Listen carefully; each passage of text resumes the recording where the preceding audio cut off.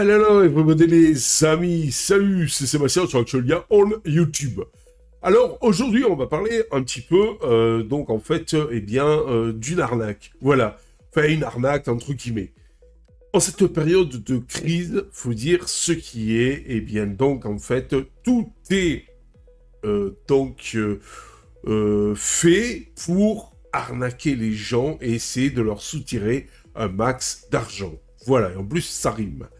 Et à Périgueux, donc une jeune femme de 27 ans s'est fait livrer, écoutez bien, pour 13 000 € de colis avec des données bancaires volées. Une escroquerie à grande échelle. Donc une jeune femme de 27 ans a été interpellée à Périgueux après avoir commandé pour plus de 13 000 € de colis en utilisant des coordonnées bancaires volées. Et oui, parce que, bon, faut faire attention, parce que des fois, il y a des hackers qui, donc, tout simplement, vont de plus en plus sur les boutiques en ligne, les sites de vente en ligne et tout. Et quand vous vous inscrivez, par exemple sur Amazon, et que vous mettez vos coordonnées, et aussi vos coordonnées bancaires, par exemple, Amazon le fait, ce qui fait qu'après, quand vous allez commander, vous avez déjà toutes les coordonnées bancaires, vous n'avez plus qu'à valider.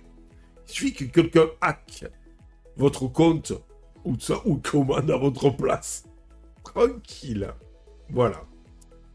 L'enquête a révélé que la suspect avait subtilisé les RIB de plusieurs, donc vous voyez par là les RIB, de plusieurs sociétés en piratant leurs comptes informatiques.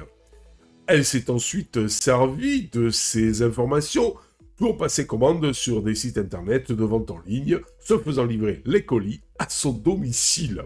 En plus, je peux être méchant, mais elle n'est pas très fuite quand même, parce qu'elle se fait livrer les colis à son domicile. Mais si jamais après il y a problème, arnaque et autres, on voit où elle habite.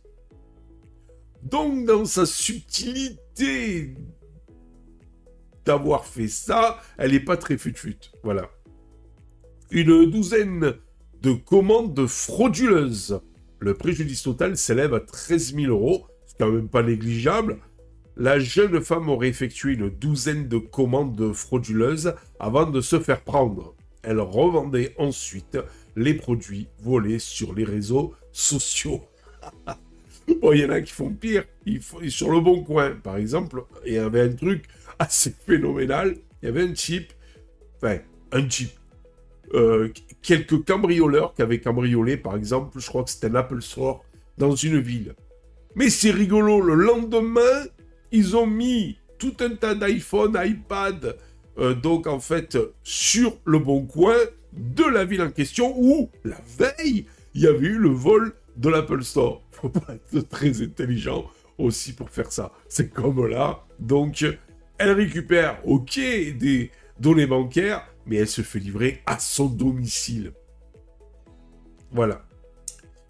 Elle a eu, excusez-moi, une comparution immédiate. Lors de son audition, la suspecte a reconnu les faits. Elle a expliqué qu'elle était endettée et qu'elle souhaitait s'offrir une meilleure qualité de vie.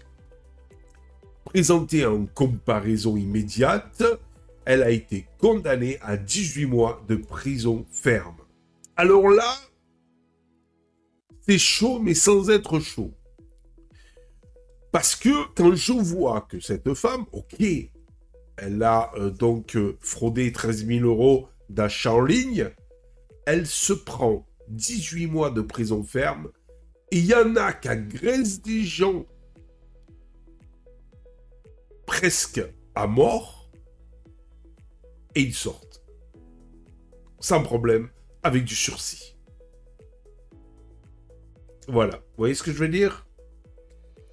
Alors, un appel à la vigilance. Cette affaire met en lumière la nécessité de protéger ses données bancaires et de faire preuve de vigilance lors des transactions en ligne. Quelques conseils pour se protéger. Ne jamais, mais alors là, ne jamais communiquer vos données bancaires par email ou par téléphone. Même si On vous dit c'est votre banque, c'est votre banquier, soi-disant qui vous appelle, et il faut donner le code ou les ci ou les là. Laissez tomber. Vous ne donnez jamais, vous ne communiquez jamais vos données bancaires par email ou par téléphone. Voilà. Jamais. Vérifiez l'authenticité des sites internet avant de passer commande. Oui, faites attention aussi, il y a des sites internet miroirs, entre guillemets, pirates. C'est-à-dire, ils se font passer pour un site marchand, bien connu, mais c'est pas le site marchand. Utilisez un mot de passe fort et unique pour chaque compte en ligne. Fort dans le style, ne mettez pas le nom de votre chat ou de votre petit ami, ou le prénom de votre petit ami, ou des trucs comme ça. Cherchez un truc chiadé, avec des majuscules, des minuscules, des chiffres et des caractères spéciaux.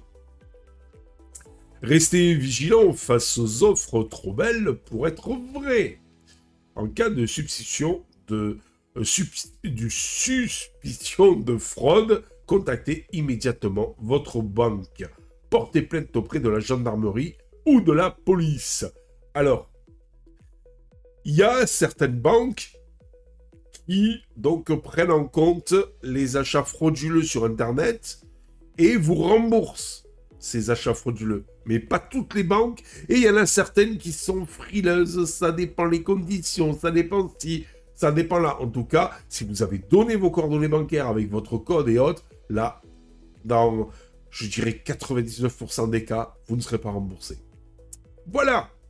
J'espère que cette petite vidéo vous a plu. Je vous dis ciao pour les prochaines vidéos. N'oubliez pas le petit pouce en l'air et n'oubliez pas de vous abonner. Ça nous permet de nous encourager dans cette belle aventure multimédia. On vous remercie par avance. Ciao les amis. Bye bye.